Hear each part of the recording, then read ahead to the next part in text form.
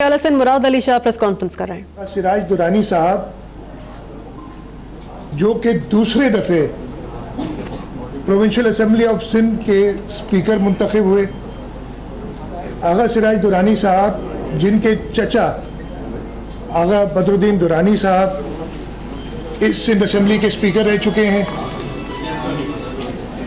आगा सदरुद्दीन दुरानी साहब उनके वालिद वो भी असेंबली के स्पीकर रह चुके हैं। दोनों की तस्वीर भी इधर आपको ऊपर नजर आ रही होंगी। उनको कल इस्लामाबाद से, जहां पे वो एक तकरीब में शिरकत के लिए गए थे और कल शाम को जहां तक मुझे पता है उनकी वापसी थी, उनको होटल से अरेस्ट किया गया। अरेस्ट करने के बाद उनको पिंडी में नए इस्लामाबाद में नायब अदालत में पेश करके और रिक्वेस्ट की 7 दिन का राहदारी रिमांड, जो समझ से बाहर था कि 7 दिन क्यों चाहिए, उन्हें क्या करना चाहते थे। लेकिन जज ने उनको सिर्फ 3 दिन का रिमांड दिया, राहदारी रिमांड, और कल रात को वो आगा साहब को कराची लेके आए।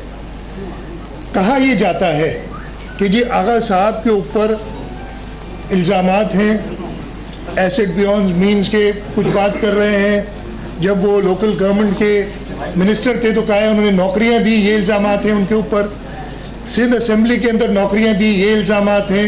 और भी पता नहीं, कि हमें नहीं पता जो इल्ज़ामात ये लगा रहे हैं या नए बनाते चले जाएंगे। अगर आपको पास इतना प्रूफ मौजूद था कि आगा साहब वाकई किसी करप्शन में मुलव्विस हैं, तो उनको अरेस्ट करने के बाद कल शाम 5 बजे के कुछ देर बाद नैब की पूरी टीम उनके घर पे धावा बोलती है। जब घर में उनके नौकर वगैरह थे, कोई मर्द उनका फैमिली मेंबर मौजूद नहीं था घर में, उनके जो नौकर वगैरह थे उन्होंने जरा उनको रोकने की कोशिश की, जी पहले बताएं आप क्यों आ रहे हैं, किसी का घर है, स्पीकर सिंध असेंबली का घर है जिसमें आप घुसे चले आ रहे हैं। तो उनको जोदकोब किया, जबरदस्ती दीवारें टाप के, गेट तोड़ के उनके घर में दाखिल हुए। उनकी वाइफ, उनकी 3 बेटियां और उनकी बहू, ये 5 खवातीन घर पे थी। उनको घर से निकाल दिया, उनको कहा आप बाहर निकल जाएं घर से, और उनको लॉन में खड़ा कर दिया। हमें जब ये पता चला तो हमारे कुछ हुजरा उसी वक्त तकरीबन 1.5 घंटे बाद उनके घर पहुंचे, तो उनको लॉन में गेट की जो एक गैप होता है उसमें उनसे बातचीत की। उन्हें बताया कि हमें घर से बाहर निकाल दिया, हम बाहर खड़े। उस वक्त हमारे हुजरा ने एहतजाज की और कहा कि जी अगर इनकी जरूरत नहीं है तो इन्हें छोड़ दें, खवातीन को, ये बाहर आ जाए। लेकिन वो भी नहीं माना। उन्होंने कहा कि जी अभी 3-4 घंटे हो गए हम इधर मैसूर है और हमें घर से निकाल दिया, कि अंदर क्या कर रहे हैं हमें नहीं पता। खैर हमने मीटिंग की, फिर सबके सब वुज़रा जो भी अवेलेबल थे सिंध काबीना के, हमारे सीनियर लीडरान निसार खोड़ो साहब, कायम अली शाह साहब, हमारे वर्कर्स, उनके घर में के बाहर कोई और हमने नहीं किया, उनके घर के बाहर सिर्फ ये इंतज़ार में कि कब वो निकले, धरना दिया उनसे यकजहती का इजहार करने के लिए। उन 5 खवातीन से मेरी आज आगा साहब की फैमिली से बात हुई। वह निहायत ही अफसोस से कह रहा हूं कि इस सूबे का चीफ मिनिस्टर होते हुए भी इस असेंबली के स्पीकर को, उनकी फैमिली को हम एक नैब की टेररिज्म से हम बचा ना सके। मुझे ये बताया गया कि निहायत ही बदतमीजी की गई खवातीन के साथ। उन्हें कहा गया कि जी बेसमेंट कहाँ है बताओ भाई। उन्होंने कहा हमारे घर में बेसमेंट है ही नहीं।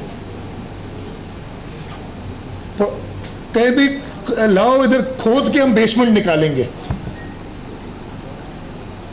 सिगरेट पी रहे थे, उनको इतनी शर्म नहीं आई, और उनको किसी ने कहा कि जी मुझे सिगरेट ना पिए, मुझे तकलीफ हो रही है। एक बच्ची ने तो उसे कहा तुम्हें पता नहीं क्या कर सकते हो, और धुआं से मुंह पे मारा सिगरेट का अगला कच।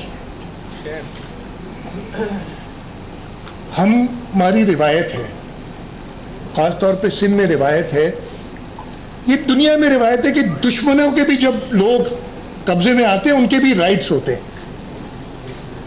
6-7 घंटे तक उनके घर में अंदर रहे, उनसे बदतमीजी की, अजीब अजीब फिक्रे कसते रहे, काफी वक्त तो बस सोफों पे बैठे और सिगरेटें पीते रहे, सारी चीजें उलट पुलट की। और वो खवातीन अंदर बेबस, हमारा उनसे कोई कांटेक्ट नहीं था, उनके फ़ोन वगैरह उनसे छीन लिए थे, या उनसे कहा था कि अगर आप लोगों ने फ़ोन इस्तेमाल किया तो हम आपको देख लेंगे। उनसे ज़बरदस्ती डॉक्यूमेंट्स पे सिग्नेचर्स कराई, जो उन्होंने बताया कि जी आप साइन करें नहीं तो हम नहीं जाएंगे। क्या करेंगे एक खातून?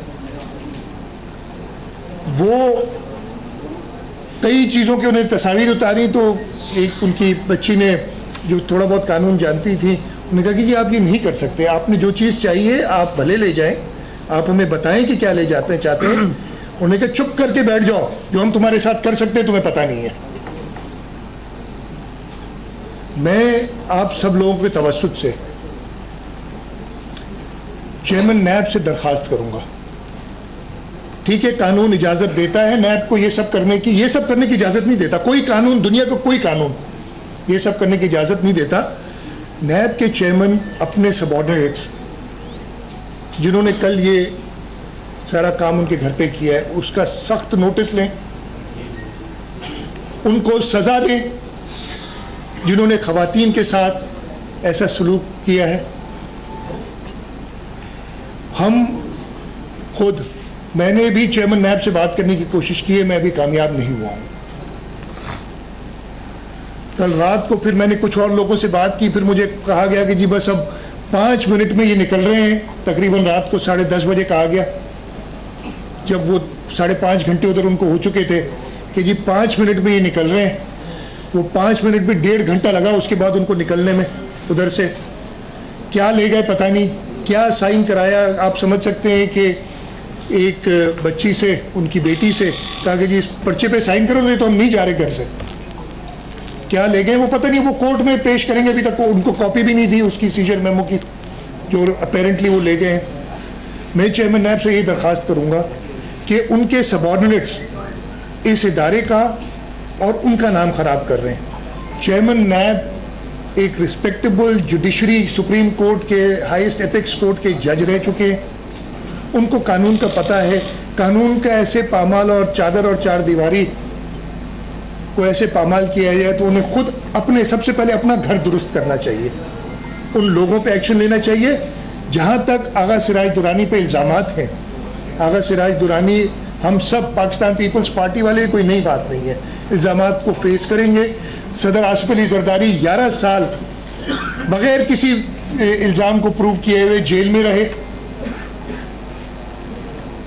इस वक्त हमारे कई साथी, शर्जील मेमन 1.5 साल से, तकरीबन 1.5 साल हो गया, मुझे नहीं पता, बगैर प्रूफ किए हुए जेल में है, केस उनका चलता नहीं है। बाबल भैयो पता नहीं 5-6 लाख का था कोई इंसिडेंट, मुझे बता रहे हैं, वो जेल में, उनकी कोई सुनवाई नहीं है। और अब आगा सिराज को भी ये देखें। 2 चीज़ें, एक तो मैं आपको बता दूं कि हमने फैसला किया है कि कल सूबाई असम्बली का इजलास 2 बजे एक्टिंग स्पीकर साहिबा ने तलब कर लिया, उनका पावर है, इसलिए कि अजर्न हुआ था इजलास टिल नेक्स्ट डे, और कानून में आए उनको इजाज़त है कि जिस वक्त चाहे बुला सकते हैं। कल 2 बजे हम इजलास बुलाएंगे और इजलास का मकसद यही है कि हम अपने कस्टोडियन की अरेस्ट और ख़ास तौर पे उनके घर में ख़वातीन के साथ जो नाज़िबा सलूक किया गया है उस पर प्रोटेस्ट करें। मैं चेयरमैन नैब से दरख्वास्त करूँगा कि नोटिस लें इस बात का, उनके सबऑर्डिनेट्स इस इदारे का नाम खराब कर रहे हैं। मैं ज़्यादा और नहीं कहूँगा, मैं कहूँगा कम से कम अगर मेरा कोई सबऑर्डिनेट, पुलिस ने इधर एक हरकत की, आप सबको पता है, मैंने एक्शन लिया उसके ऊपर, इसलिए कि मैं जिम्मेदार हूँ, कोई भी खराबी होती है इस सूबे में चेयरमैन नैब जिम्मेदार है। अगर उनका सबऑर्डिनेट ऐसी बदतमीजी, एक बच्ची के ऊपर सिगरेट के धुएं फेंकना आप बर्दाश्त करेंगे? आप लोग हमसे कैसे बर्दाश्त होगा ये? एक और दरखास्त मैं ये कर रहा हूं कि स्पीकर की ऑफिस एक कॉन्स्टिट्यूशनल ऑफिस है आइन के मुताबिक, और स्पीकर तो अब आइन में अमेंडमेंट है कि अगर गवर्नर नहीं हो तो ऑटोमेटिकली गवर्नर वो ओथ उठाते हैं पहले कि I will act as governor, मेरे ख्याल अमेंडमेंट वो ओथ उठाते हैं, तो किसी वक्त भी वो गवर्नर हो सकते हैं। जैसे ही वो गवर्नर होते हैं तो आर्टिकल 248 है ना कि तहत उन पर कोई क्रिमिनल प्रोसीडिंग्स भी नहीं हो सकती है। लेकिन खैर उस बात को छोड़ें, आइन को कितना मानते हैं या नहीं मानते, लेकिन दो चीज़ें हुई हैं। हमने कल असेंबली का इजलास बुलाया, दूसरा एक्टिंग स्पीकर साहिबा ने अपने पावर्स इस्तेमाल करते हुए जो कानून उन्हें इजाज़त देता है आगा सिराज दुरानी MPA की हैसियत से उनके प्रोडक्शन ऑर्डर्स जारी कर दिए जो नैब को इस वक्त पहुंच गए होंगे। मैं नैब चेयरमैन से ये भी कहूँगा कि जो कॉन्स्टिट्यूशनल रिक्वायरमेंट है उसको पूरा करें, आगा साहब को इजलास में कल आने दें। आगा साहब इजलास में आएंगे कल इंशाअल्लाह ताला, और वो जो कुछ हुआ है वो अपनी बात भी क्लैरिफाई करेंगे। वो कोर्ट्स में देखिए केसेस या अकाउंटेबिलिटी को फेस करने से हम नहीं डरते, हम हमेशा तैयार हैं, हमने कभी पीछे नहीं हटे, हमने अपने लीगल एवेन्यूज इस्तेमाल करेंगे जो भी अवेलेबल हैं। हम अपना प्रोटेस्ट का हक भी रखते हैं, जो हमारे साथ गलत होता है वो भी हम करेंगे, लेकिन किसी की तजलील करना, खासतौर पे फैमिली की तजलील करना, ये इंसानियत से गिरी हुई हरकत है जो कि नैब के मुलाजमीन ने की है। उन्होंने नैब के इदारे का नाम खराब किया है। चेयरमैन नैब से एक बार फिर दरखास्त कि इमीडिएट हम देखना चाहते हैं, सिंध के लोग, पाकिस्तान के लोग देखना चाहते हैं कि कोई इदारे का शख्स, जो भी 13 लोग उधर थे, और मैं आपको बताऊं जो मुझे पता चला, बल्कि मेरी खुद बात हुई है, उसमें 2 खवातीन भी ले गए थे ये, उसमें से एक खातून की तबीयत खराब हुई जो नैब वाले साथ ले गए थे, कौन थी पता नहीं, उसकी तबीयत खराब हुई, वो बैठ गई तो शायद उसकी शुगर लो हुई, तो आगा साहब की वाइफ ने अपनी बेटी से कहा बेटा इसकी शुगर लो हो गई, जरा कोई मीठी चीज़ या कोई कोल्ड ड्रिंक इसको दे दो। ये फ़र्क होता है इज्जतदार लोगों में और नैब ने जो नैब का नाम ख़राब करने वाले जो लोग हैं जो घर के अंदर घुसे।